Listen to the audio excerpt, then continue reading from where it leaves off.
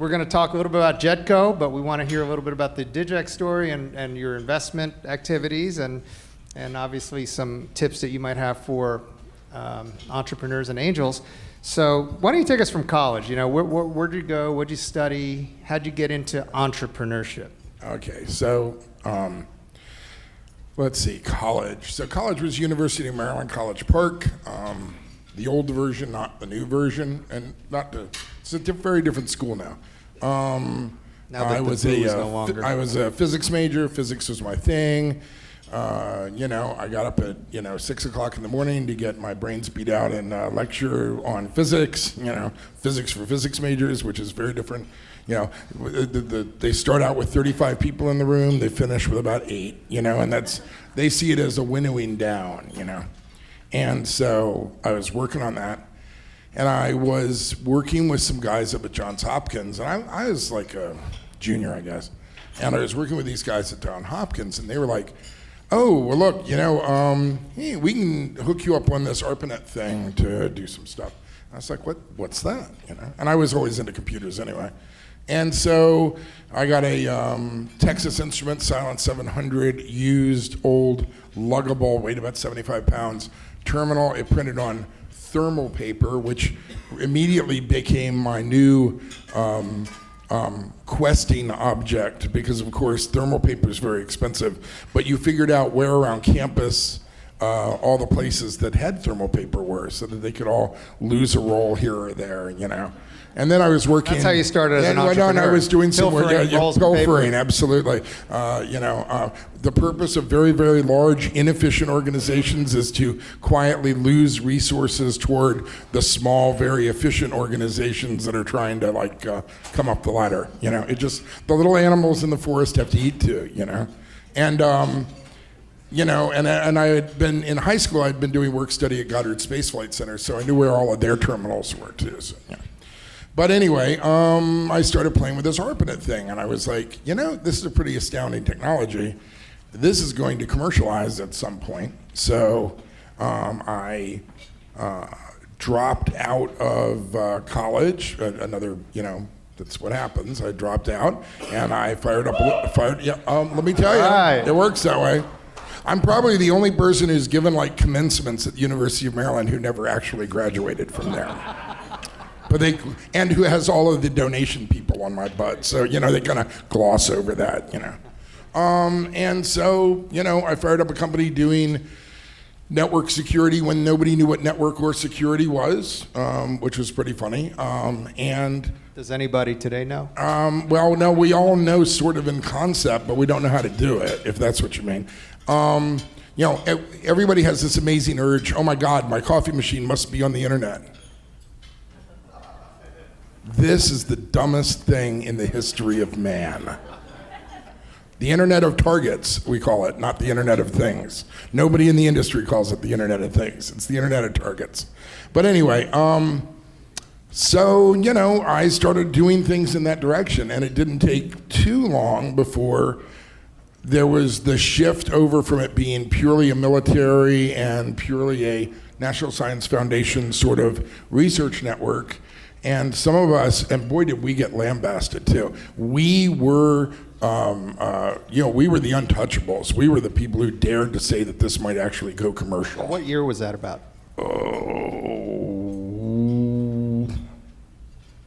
Early 80s. We were the guys who were, you know, commercialization, whoa. And that's a bad word for something that's completely comprised of the academic world and the military. You know, nobody wants to hear, you know, what, kids playing games over this thing? Oh my God! You know, and you know, I had a girlfriend actually threaten to break up with me if I commercialized the internet. I thought that was pretty funny. I reminded her of that a little while back. I sent her an email. I said, I noticed that I'm sending this over a commercial network. And she's like, oh, you know, I can't say what she said. And so, you know, I got into the concept of, look, let's start networking all this stuff together.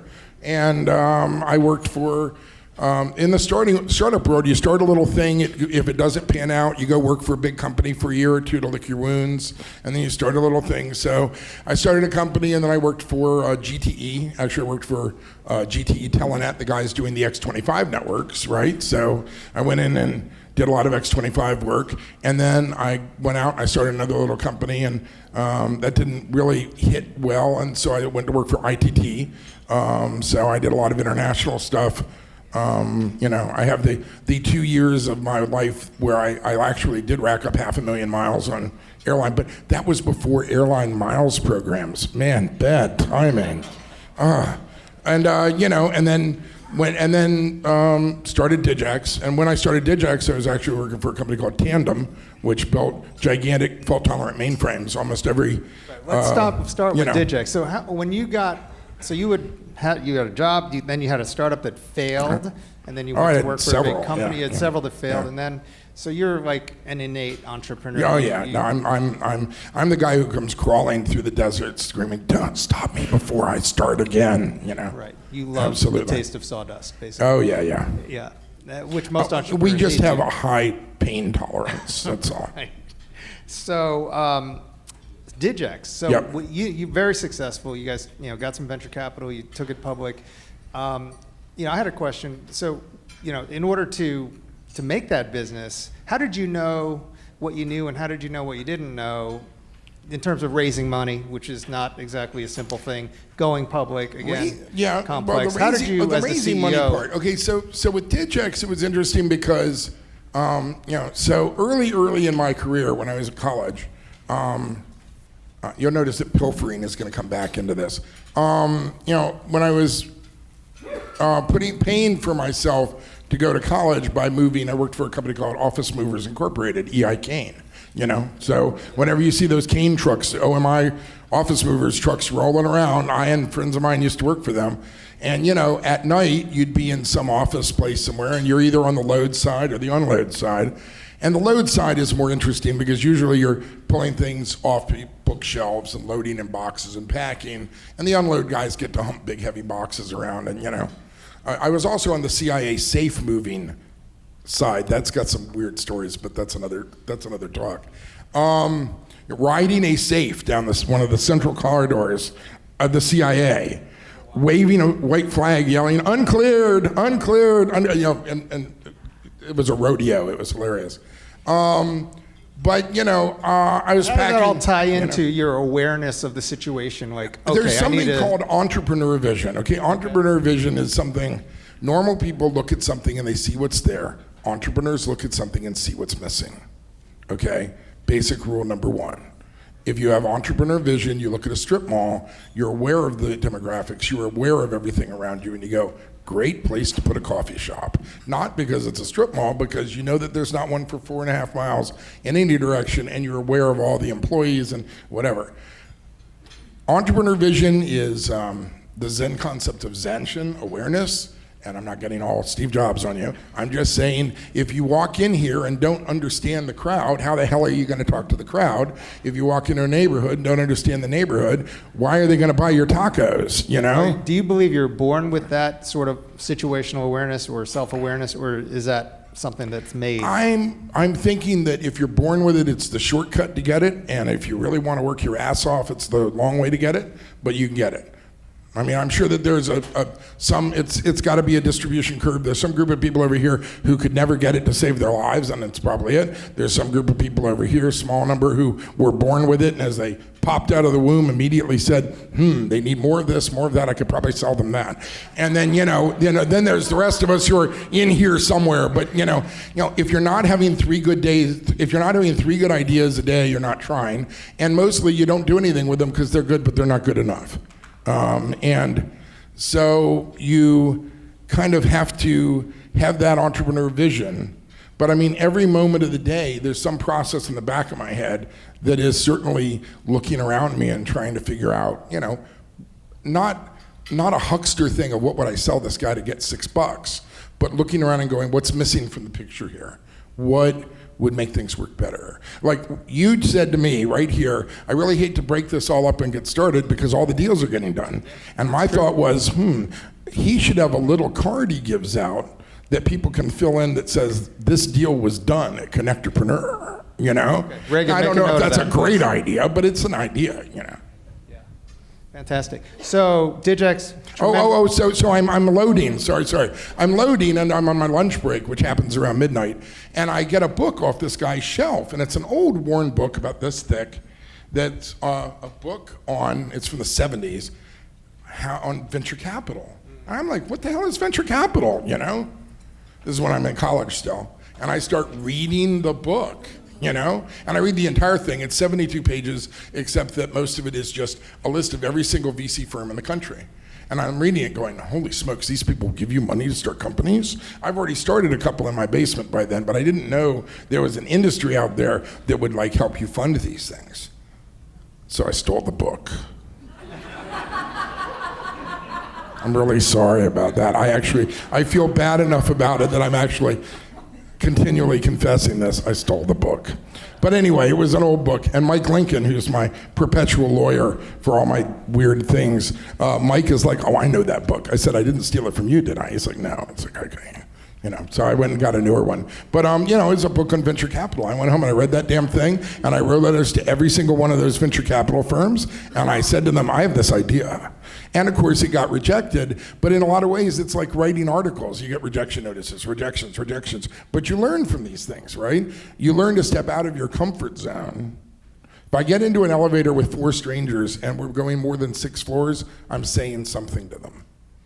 Saying, hey, weather outside, crazy, right? You know, or something. Why? Because breaking the ice is actually hard to do, and so you have to keep that ice broken.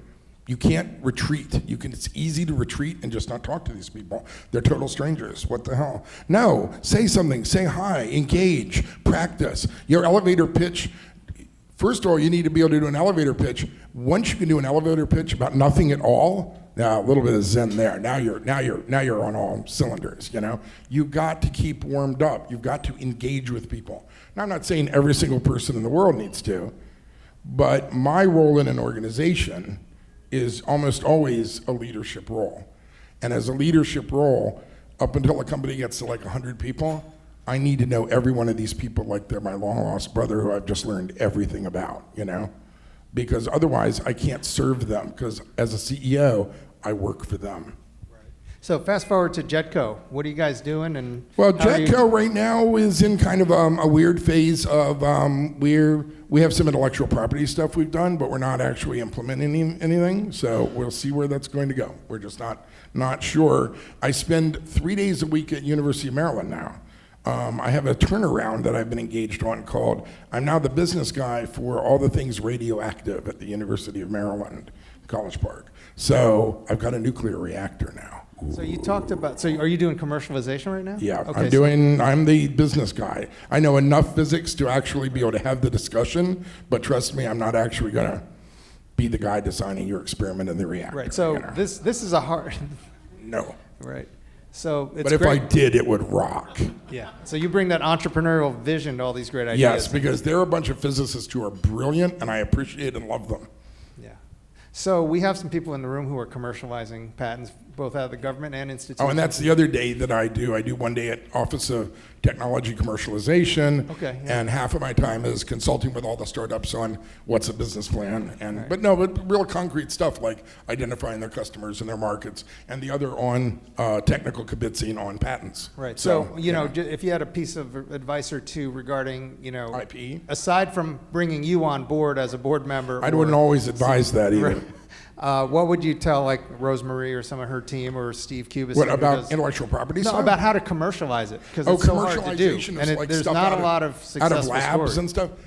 You know, yeah, there's not a lot of success because, generally speaking, the research is all very good research, but it only goes so far, right? And then, you know, the commercial guys want to see it out here to pick it up and use it, and so there's this gap, and it's a really, really painful gap because each side would love to see the other side fund that gap. You know, it's not a product, so how the hell are the commercial guy is going to do it?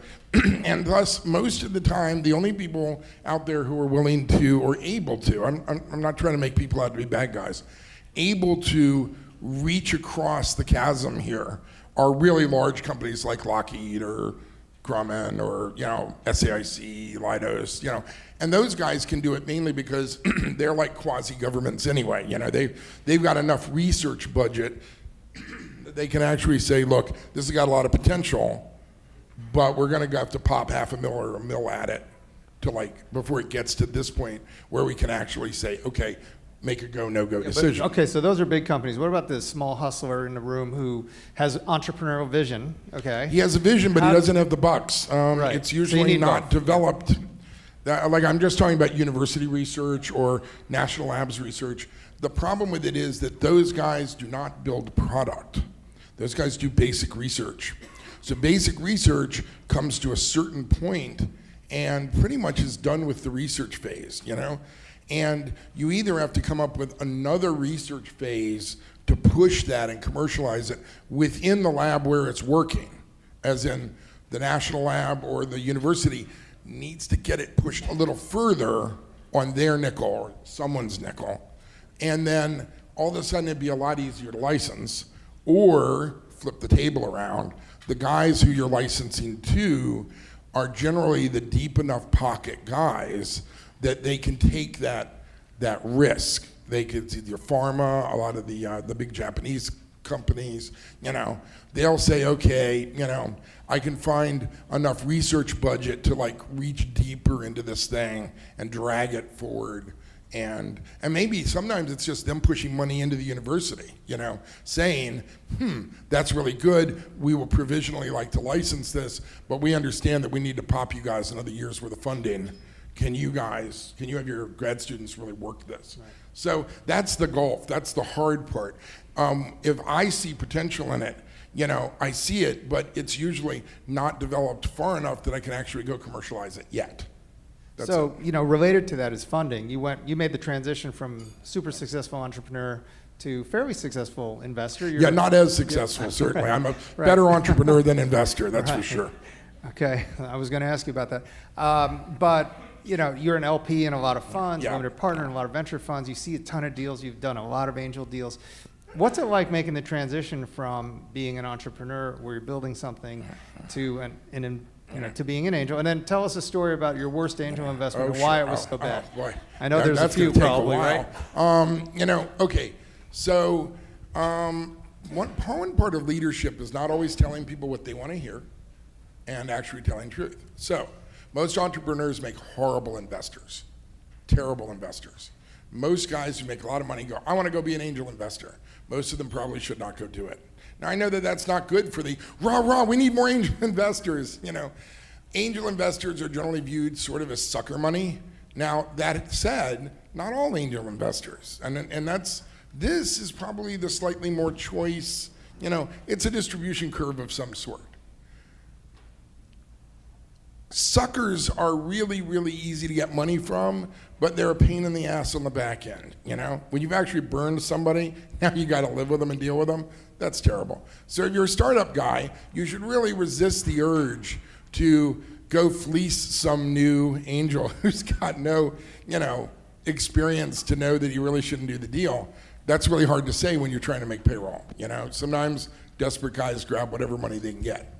On the other hand, a really experienced angel who's got a little subject matter expertise is actually a fantastic thing to find, because there's someone who actually can bring more than just money to the table. And when all you need is money looks, it's the whole thing. But let me just tell you that if dumb people give you their money, then you're living with dumb people now, okay? And frankly, as a startup guy, having dumb people on your team is just never a good way to win, okay? And they never ask the right questions, and they badger you, and they can't understand why they can't get their money back. Somebody who's been doing it for a while knows the money is gone, I had one of the reasons why you always pick a law firm that knows how to do these things. I had a deal where there was a law firm involved that had never done venture stuff before, and I was stupid enough to keep my stupid commitment to them and not just say, guys, I know I promised you this, but look, there's the door, thanks, have a nice day. I'll get you some stock options. And instead, at the close, they're like, well, did you read this? You can't do this deal. If it goes wrong, you'll never be able to work in this industry again, And I mean, it's a valid concern, but it's also something that the entrepreneur is like, dude, we're so far down the path, There's no way that means anything to me now. And I said,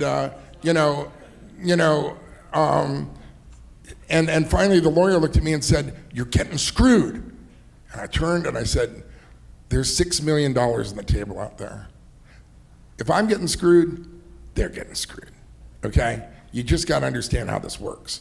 We're in this together, and we're all going to work to have the barrel not go over the cliff, you know?" And that law firm just sort of didn't get it. They were like, "Well, you really shouldn't be signing these things." You know, hey, there's $6 million out there. You know, they're not getting any of that back. You know, that's all gone.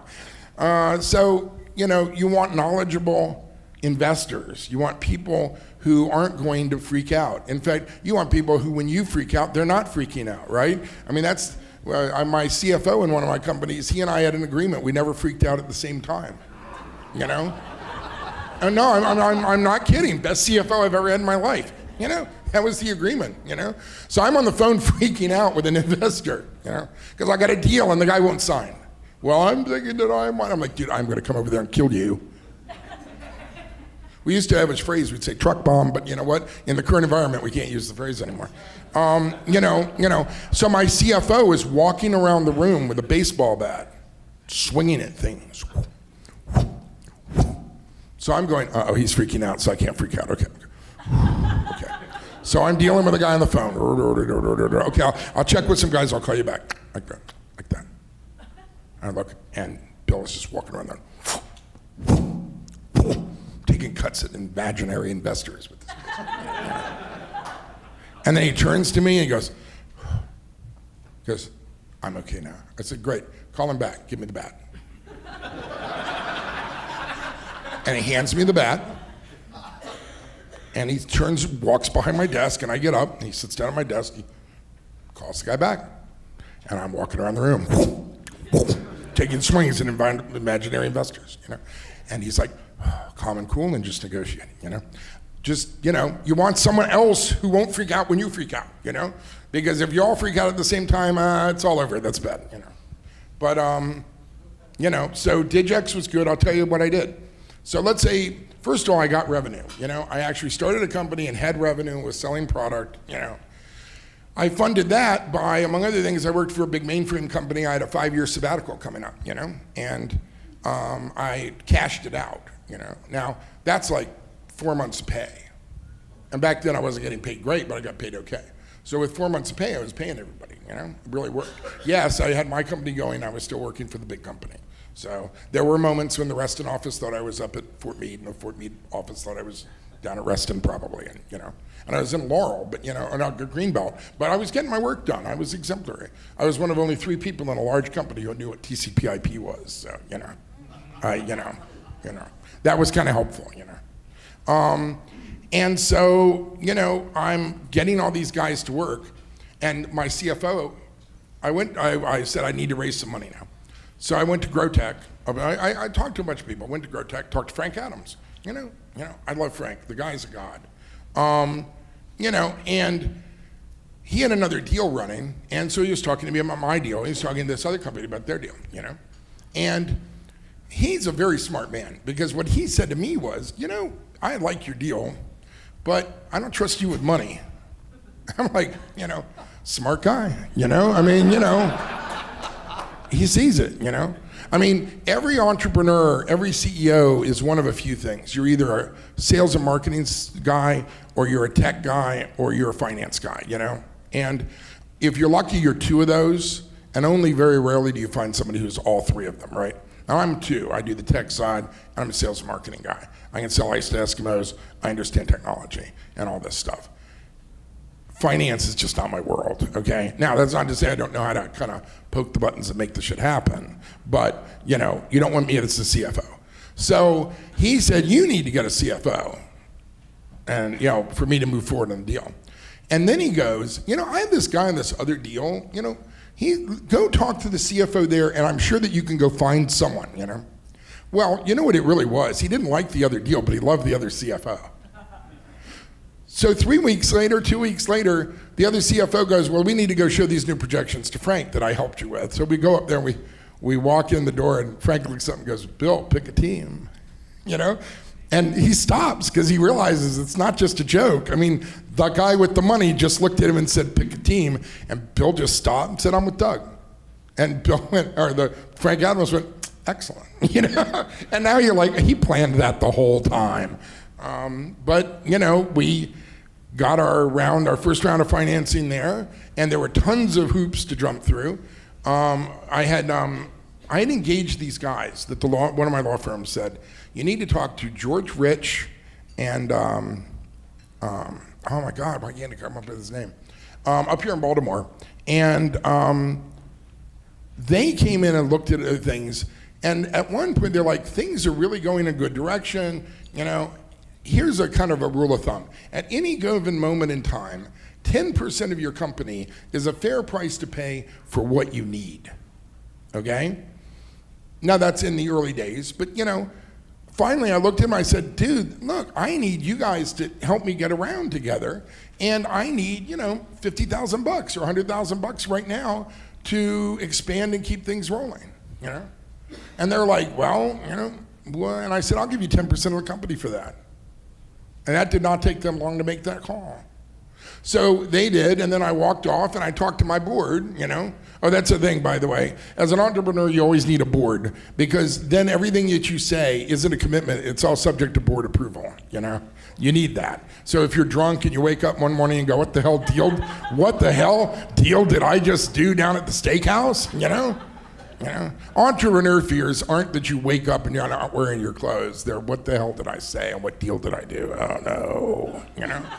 So, you know, you wake up and you're like, well, you know that it was all subject to board approval anyway. Your fingers are broken. You can't really sign anything. You know, and then you can call your board and say, I didn't mean it. I really didn't mean it. They're like, did you sell the company for $50,000? You know, no. Well, yeah, but no, right? No, you know. And then the board looks at you and says, no, and you go, right, no. You know, okay, good. You know, but what happened is, you know, they came on board. They helped me build a book, private placement memorandum, and, you know, we started shopping it around.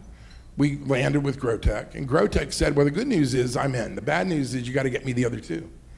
And they said, you need to, they said, I want Venrock out of New York. I mean, Frank literally said, I want to do a deal with those guys. Go get them. And, you know, not being, you know, being new to this side of the things, I didn't understand what an impossible task. That's like pointing to the bleachers with the baseball bat going, it's going over there, you know? And so I went all the way through Boston with Bob Stewart, Bob Stewart and George Rich. I went all the way through Boston with those guys, just trying to just have the presentation suck less every day, you know? And we got destroyed. 2 VC a day, 5 days, you know, destroyed twice, back to the hotel, scotch, PowerPoint, figure it out, change. Next day, morning VC, lunch, afternoon VC, back to more scotch, figure it out. You know, I think it was Wednesday, Henry McCants at Greylock, who's the legend, tore us a new you-know-what. It was amazing. And then on the way out, I mean, you know, I'm almost in tears, you know. I mean, it was just a systematic destruction, you know. But on the way out, he goes, hey, by the way, it's actually okay. And three things, dunk, dunk, dunk. I go back to the hotel, I dunk, dunk, dunk. And you know, those 3 fixes. The next day, much better, you know. And you got to realize you're never going to get this right. It's an iterative process, you know. And all those VC firms in Boston were tremendously generous, and this is what they do. This is their job to this ecosystem. You know what their job to the ecosystem really is? It's not just to write checks to a small number of guys who they're doing. It's when you go through there to give you the murder boards. This is like defending your thesis 5 times a week. You're walking in front of guys who know more than, you know, what was the line from one of the movies? He's forgotten more about pain than you and I have ever known. Well, you know, these guys have known more about startup companies than you and I have ever known. They've forgotten more. They are there, and you're walking through. What is the hourly price for half an hour in front of the board of NEA? The hell's that worth? What is, you know, and yet they'll do this for total strangers. And it's enlightened self-interest, of course. But that is a big service that these guys are providing. They are willing to polish and scrub your stuff, educate you. And after doing Boston, I mean, we literally wrecked Boston because we knew we weren't going to get any investors from up there. And then we went to New York, and we walked into Venrock, and we killed it. And it just worked. And we got them on board. So, you know, but you got to understand that it was on a pile of dead bodies. You know, I mean, you know, that wasn't me walking in there. Henry McCants walked in there with me on my shoulder going, hey, dumb shit, don't say these things. Say this, you know? And so that's part of raising money, you know? So we are running a little bit late. I know, we always do. Yeah, we'll have you back for sure. But before we go, I do have a final question Please. for you, because we have 8 folks coming up to present very soon. And, you know, if you were dial it back a little bit, you didn't know everything that you know now, you didn't get as many scars. But if you were to give advice to people that are out there looking for capital, you know, a couple things, what would it be? Successful startups, generally, it's a distribution curve. You invest in the jockey, not in the horse. People do not understand this, you know. If you're going to be the guy, and that's a non-gender term here for sure, women, men, don't care. In fact, this is a meritocracy. If you ever want to see an industry that doesn't give a damn, yeah, this is it for that. You know, leadership is massively important. Be the best person you can be. Take care of all of your people like their family. Follow the rule of the baseball caps. You have a cap that says CEO.